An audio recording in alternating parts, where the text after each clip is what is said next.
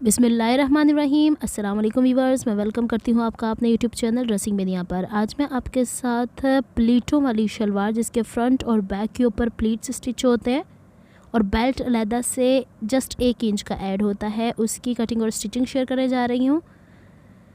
Normally होता ये है कि खड़ी शलवार जो होती है बेल्ट वाली, उसमें मैं 5.5 इंच लंबा बेल्ट अलहदा से अटैच करती हूँ, लेकिन इसका पैटर्न थोड़ा सा चेंज है तो मैं आपसे शेयर कर देती हूँ।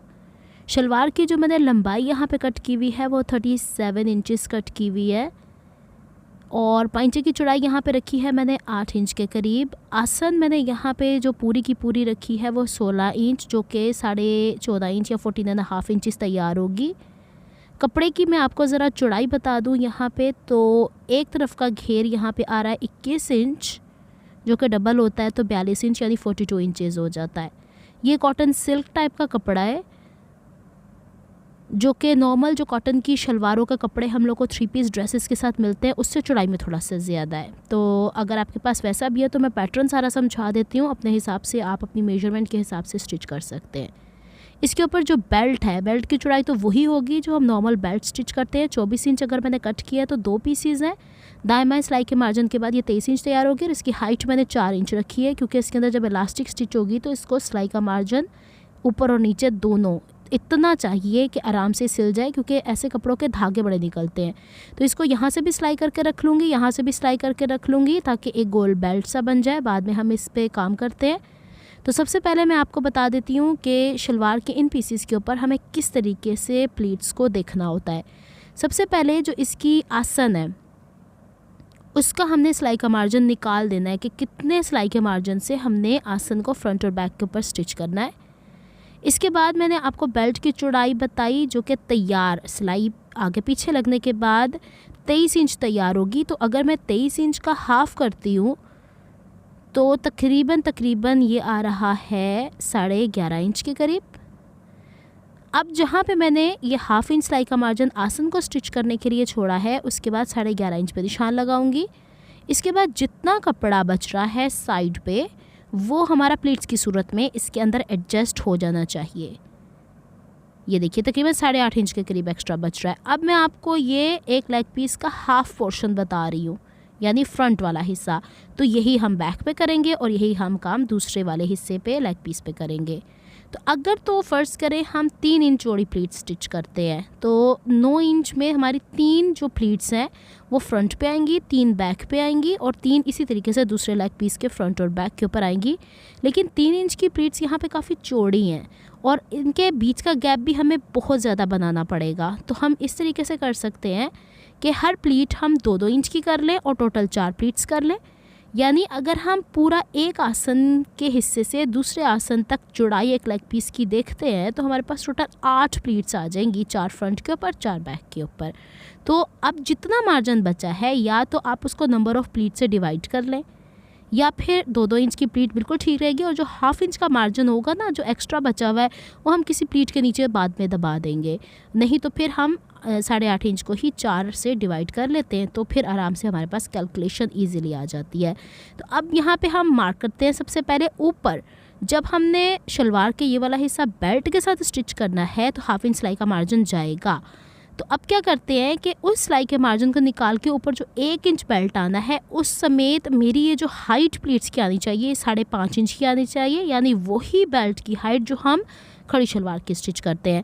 या फिर आप सिलाई के मार्जिन समेत 5 इंच नीचे की तरफ निशान लगा दें और स्केल की मदद से यहाँ पे स्ट्रेट लाइन ड्रॉ कर दें, या फिर इस्त्री की मदद से क्रीज लाइन बिठा दें। सारे ऑप्शंस आपके पास मौजूद हैं, जो कन्वीनियंट लगता है उस हिसाब से आप लोग यहाँ पे काम कर सकते हैं। तो यहाँ तक तो हमारी प्लीट्स की हो जाएगी हाइट। अब ये वाला जहाँ पे हम नॉर्मल शलवार के ऊपर बॉक्स प्लीट बड़ी सी या एक बड़ी प्लीट डालते हैं, वो क्रीज लाइन है हमारी, उससे अंदर की तरफ 1.5 इंच पे निशान लगाना है, फिर 2 इंच पे निशान लगाना है इस तरीके से। अब जो 2 इंच का निशान लगा रही हूँ, बेसिकली ये हमारी प्लीट से स्टिच हो जानी है। ये वो मार्जिन है जो मैंने अभी आपको 8.5 इंच एक्स्ट्रा बताया है। तो यहाँ पे अब आप देख लीजिएगा कि मैं किस तरीके से ऐसे प्लीट्स को मैनेज कर रही हूँ कि पूरा कपड़ा कवर हो। अब देखिए 1.5 इंच मैंने सेंटर से इस तरफ लगाया ना, तो 1.5 इंच जब सेंटर से दूसरी तरफ निशान लगाऊंगी तो 3 इंच का डिस्टेंस आ जाएगा। तो हमने प्लीट का निशान पहले 1.5 इंच छोड़ा, 2 इंच की चौड़ाई पे निशान लगाया, फिर 3 इंच का गैप दिया, फिर 2 इंच की चौड़ाई का मार्क लगाया। इस तरीके से ये हो गई हमारी दूसरी प्लीट का निशान। अभी मैं थोड़ा सा और आपको हाईलाइट करके दिखाऊंगी ताकि आपको हर चीज़ क्लियरली समझ में आ जाए। 3 इंच के बाद 2 इंच का निशान। 2 इंच के जो निशान है ना वो हमने 4 जगहों पे मार्क करने हैं। मैंने इसीलिए इसको इक्वली डिवाइड कर लिया था ताकि प्लीट्स एक जगह इकट्ठी ना हो जाएं। ये होता है कभी कि हम बिल्कुल सेंटर सीट में प्लीट्स बहुत ज़्यादा दे देते हैं या कभी साइड्स पे बहुत ज़्यादा दे देते हैं। इस तरह पूरी फैली हुई होंगी और शलवार कहीं से खिंचाव नहीं पड़ेगा, कहीं से डिस्कम्फर्ट नहीं देगी आपको। तो अभी मैं आपको दोबारा से दिखा देती हूँ। यहाँ पे जो चौड़ा गैप है वो प्लीट का स्पेस हो जाएगा। ये जो मैं निशान अब तिरछे लगा रही हूँ ना, ये 4 हमारे प्लीट्स के निशान है फ्रंट की तरफ। एज इट इज़ हम लोगों ने यही निशान बैक की तरफ पलट के यूँ लगाने हैं। वही 5 इंच ऊपर से नीचे की तरफ निशान लगाएंगे और वैसे ही हम पहले 1.5 इंच की दूरी पे, फिर 2 इंच की, फिर 3 इंच, फिर 2 इंच, फिर 3 इंच, फिर 2 इंच ऑल्टरनेट हम लोग निशान लगाते जाएंगे। ये पहला निशान तो 1.5 इंच की दूरी पे लगेगा। इसकी रीज़न मैं आपको बता चुकी हूँ क्योंकि ये फोल्डेड है। तो 1-2 निशानात मैं आपको लगा के जल्दी से दिखा देती हूँ ताकि आपको अंदाज़ा हो जाए। वैसे सेम ये वही काम है, निशानात लगाने से ज़रा आसान हो जाता है। अच्छा जी, अब हम लोगों ने जो 2-2 इंच के मार्क लगाए हैं, इसके प्लीट को आसानी से स्टिच करने के लिए चॉक का कलर चेंज कर लेना है और उसके सेंटर में 1 इंच की दूरी पे निशान लगा लेने। इस तरीके से मेरा स्केल चूँकि 1 इंच चौड़ा है, इस वजह से मैंने उसी को ही रेफरेंस के तौर पे ले लिया है। अब प्लीट को यूँ पकड़ना है, पूरा कपड़ा सिंगल कर देना है और यहाँ से जो येलो चाक है वो हो गया हमारी प्लीट का सेंटर ये, और जो ब्लू निशान थे ना दाएं बाएं, उसमें से कोई भी आप उस तरफ भी स्टिच कर सकते हैं, उस तरफ भी स्टिच कर सकते हैं। ये अपनी आसानी होती है कि हम कौन सा कपड़ा अंदर की तरफ रखते हैं, लेकिन जो ऊपर जो कट है ना, जो सिलाई हम लोगों ने बेल्ट से बाद में से अटैच करना है वो बराबर आनी चाहिए, वो ऊपर नीचे नहीं होनी चाहिए, नहीं तो हमारी प्लीट जो होगी वो थोड़ी सी उरेब आ जाती होती है। जहाँ से स्टार्ट करना है वहाँ से पक्का करना है, जहाँ ख़त्म करना है वहाँ पे भी पक्का करना है। अब दूसरी प्लीट भी मैं आपको स्टिच करके दिखा देती हूँ। बाकी की प्लीट्स में ऑफ द कैमरा स्टिच कर लूँगी ताकि आपका टाइम भी सेव हो जाए। ये देखिए, इसको स्टार्ट करने से पहले अब ये कपड़ा भी कुछ ऐसा था कि जिसके धागे भी निकल रहे हैं। आपको पता है सिल्क का स्टफ़ जो होता है वो थोड़ा सा कहीं ना कहीं खिंचाव पड़ता है या होता है, तो वो हर जगह पे होता है, उसको इस्त्री करके हम मैनेज कर लेंगे। अब बाकी प्लीट्स मैंने स्टिच कर ली हैं और ये कुछ लुक आई है। अच्छा, अब यहाँ पे बहुत ज़्यादा आपके पास ऑप्शंस मौजूद हैं। चाहे तो इन प्लीट्स की डायरेक्शन पीछे से आगे की तरफ ले आएँ, जैसे पटियाला शलवार की होती है, सारी डायरेक्शन आगे की तरफ आ गई। चाहे तो पीछे वाली प्लीट्स की डायरेक्शन साइड वाले हिस्से पे कर लें, आगे वाले की भी साइड वाली तरफ कर लें जैसे मैंने किया है, ये आपकी चॉइस है। और चाहे तो आप इसे बॉक्स प्लीट के स्टाइल में प्रेस कर लें। लेकिन एक सलाह मैं आपको यहाँ पे दूंगी कि अगर हम शलवारों के ऊपर बॉक्स प्लीट को स्टिच कर लेते हैं तो एक दफ़ा तो पहनते तो ठीक होती है, जब एक दफ़ा 2 दफ़ा वॉश हो जाता है ना तो इस्त्री करना बड़ा मसला हो जाता है। तो इस वजह से मैं इसको प्लीट ही रहने दे रही हूँ, सिंपल वाली बॉक्स प्लीट के स्टाइल में मैं इससे आयरन नहीं कर रही हूँ। हालांकि वो भी फैशन में है, लेकिन ये इसी तरीके से होगा। एक हिस्सा मैंने ऑफ द कैमरा इस तरीके से प्लीटेड इसका कर लिया था लेग पीस, और दूसरा यहाँ पे ये। अब मैं इनकी आसन स्टिच कर देती हूँ ज़रा। अच्छा जी, अब यहाँ पे मैंने आपसे कहा था कि बेल्ट का ये हिस्सा फ्रंट और बैक से मैं स्टिच कर दूंगी, और ये देखिए ये शलवार का ये हिस्सा है जिससे हमने आसन से आसन को मिला के स्टिच कर दिया हुआ है।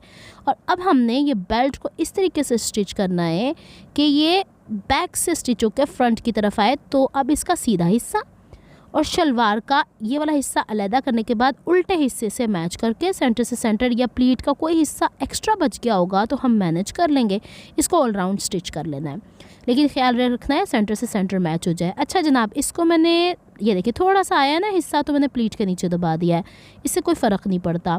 बैक से ये कुछ यूँ होना चाहिए, इस्त्री मैंने कर ली है ताकि थोड़ा प्रॉपरली मैनेज हो जाए। फिर इसके बाद हमने फ्रंट पे लगानी है बेल्ट और बैक पे लगानी है इलास्टिक। अब उसका देख लीजिएगा, जो हम लोगों ने बेल्ट लगानी है वो मैंने 11 इंच चौड़ी बुकरम ली है। अब एक चीज़ यहाँ पे और काबिल गौर है कि जितनी चौड़ी इलास्टिक है उतनी चौड़ी ही मर्दाना बुकरम लें। आप चाहें तो लेडीज़ फ्यूजिंग जो हार्ड वाली गलों में इस्तेमाल होती है वो भी यूज़ कर सकते हैं। तो यहाँ पे बुकरम को मैंने रखा है 11 इंच चौड़ा। मेरी वेस्ट है 32 इंच चौड़ी, तो मैंने 16 इंच चौड़ाई पे इलास्टिक ले ली है। ठीक है, अब हमने क्या करना है कि बुकरम को यूँ चौड़ाई से सेंटर करने के बाद इसके सेंटर में यहाँ फ्रंट की तरफ पेस्ट करना है। लेकिन ध्यान ये रखना है कि जो सिलाई का मार्जिन बेल्ट और शलवार को स्टिच करते हुए पहले है उससे तकरीबन 1-2 सूत ऊपर की तरफ पेस्ट हो। ये मैं आपको क्लियरली दिखा रही हूँ। अब हमने इसके साथ इलास्टिक को इस तरीके से रखना है, सिलाई यूँ तिरछी विरछी भी कर सकते हैं, सीधी भी कर सकते हैं, सीधी करें तो ज़्यादा बेहतर है। और इसको यूँ पलट के मैं आपको थोड़ा सा करके भी दिखा दूँगी ताकि आपको आसानी लगे, समझ में आ जाए कि इलास्टिक और बेल्ट को कैसे स्टिच करते हैं। सेम ऐसे ही हम बेल्ट ट्राउज़र्स के ऊपर भी स्टिच करते हैं। इस तरीके से कर लिया, ये सिलाई हो गई। यहाँ पे सिंगल कपड़ा है, ठीक है, एक दूसरे के कपड़ा नीचे ना आए। और ये इस तरह ऊपर रख कर इसके ऊपर भी सीधी सीधी सिलाई लगा देनी है। अच्छा, यहाँ पे तो मैंने आपको 1 इंच चौड़ी बुकरम दिखाई है ना, आप चाहें तो पूरा कवर कर सकते हैं। अगर लेडीज़ फ्यूजिंग होगी तो पूरा कवर कर लीजिएगा। अब इसको यूँ थोड़ा सा मूव करके बैक की तरफ ले जाएंगे और ये जो एक्स्ट्रा फैब्रिक है ऊपर, इसे यूँ एक दफ़ा फोल्ड करने के बाद दोबारा इसको यूँ पलट के जो हमने सिलाई का मार्जिन रखा हुआ था ना, जिससे ऊपर हमने बुकरम थोड़ी सी दूरी के ऊपर पेस्ट की थी, उसके हाइड करते हुए इसकी सिलाई लगा देनी है। तो यहाँ पे ये हो जाएगी फ्रंट हमारी बेल्ट और बैक इलास्टिक। कोने कोने की सिलाई लगानी है। अच्छा, जब हम इलास्टिक के पास आएंगे तो हम लोगों ने इलास्टिक को दबाना नहीं है, इलास्टिक इसमें रोटेट करनी चाहिए और जितने धागे वागे हैं वो सारे अंदर की तरफ कर देंगे। सिलाई का मार्जिन छुपाते हुए जाएंगे तो एग्जैक्ट सेम वही आएगा। अच्छा, जहाँ इलास्टिक कम पड़ी है उसको खींच के पीछे की तरफ वैसे ही करेंगे जैसे मैं आपको बारहा इलास्टिक लगाना बता चुकी हूँ। सेम वही मेथड है, बस थोड़ा सा ये कि अब चूँकि छोटे से पोर्शन पे इलास्टिक है, थोड़ा टफ होता है, लेकिन हो जाएगा आराम से काम। यहाँ पे ये देखिए, कोने कोने की सिलाई लगा के हम इसको आराम से बैलेंस कर लेंगे। सिलाई का सारा मार्जिन अंदर दबना चाहिए, कोई भी हिस्सा बाहर ना आए और नीचे कोई कपड़ा नहीं आना चाहिए, वरना फिर ऐसी जगहों पे जब हमें उधेड़ना पड़ता है ना तो बड़ा कोई टफ़ काम हो जाता है। ये लीजिए, इसे मैं कंप्लीट कर लेती हूँ। और फिर हमने जहाँ से इसे स्टार्ट किया था, यानी ओवरलैप इलास्टिक और बुकरम था, वहाँ पे यूँ ऊपर की तरफ सीधा ले जाएंगे सिलाई करके, फिर ऊपर कोने की सिलाई लगाएंगे बुकरम ही के ऊपर ऐसे, और जहाँ पे दूसरी तरफ जोड़ है ना उसको थोड़ा सा देख लेना है हाथ से टच करके और यूँ सिलाई लगा देनी है। अब इसको मशीन से निकालने के बाद इसकी जो गैदर्स हैं वो इक्वली डिस्ट्रीब्यूट कर लेनी है और मशीन का बखिया 5 कर लूँगी यहाँ पे। और बड़े बखिए की इसके सेंटर में इसलिए सिलाई लगा रही हूँ मैं कि इलास्टिक इधर उधर मूव ना हो, अपनी जगह पे फिक्स रहे। तो इस तरीके से फ्रंट जो जिसको हम बेल्ट कहते हैं, बैक इलास्टिक कहते हैं, वो ये चीज़ होती है। चले जनाब, यहाँ पे मैंने सी दिया था इसको कंप्लीट पूरी शलवार। पंचा जो मैंने बनाया ना, इस दफ़ा मैंने जैसे नॉर्मली बुटीक के होते हैं कि नीचे ये लोग बुकरम नहीं लगाते, तभी इसमें थोड़ा सा खिंचाव आया है, हालांकि मुझे बुकरम लगा लेनी चाहिए थी। एनीवेज चलें, बस एक सिलाई ऊपर और नीचे लगा ली है, बैलेंस हो जाएगी। और ये ऊपर से इसकी लुक है 14.5 इंचज़ मैंने इसकी रखी है आसन। ज़्यादा बड़ी आसन भी जो होती है ना वो इरिटेट करती है, और ये इस तरह की कुछ लुक आ रही है। उम्मीद है जो जिस सिस्टर ने मुझे कहा था कि फ्रंट और बैक के ऊपर प्लीट्स डाल के और पूरी शलवार का बता दें, ये तरीका है उसको स्टिच करने का। अगर आपको मेरी एफर्ट्स पसंद आती हैं तो please like my videos, subscribe to my channel, hit on the notification bell for more updates. Plates की डायरेक्शन को मैं पहले डिस्कस कर चुकी हूँ, आप चाहें तो सारी प्लीट्स आगे की तरफ ले आएँ, चाहे तो सेंटर सीट की तरफ सारी ले जाएँ फ्रंट और बैक की, चाहे तो बाहर की तरफ ले जाए, आपकी चॉइस होती है। तो मिलती हूँ जनाब किसी नेक्स्ट वीडियो में किसी नए प्रोजेक्ट आइडिया को लेकर। तब तक लिए दुआ में याद रखिएगा, अपना बहुत सारा ख्याल रखिएगा। अल्लाह हाफिज़।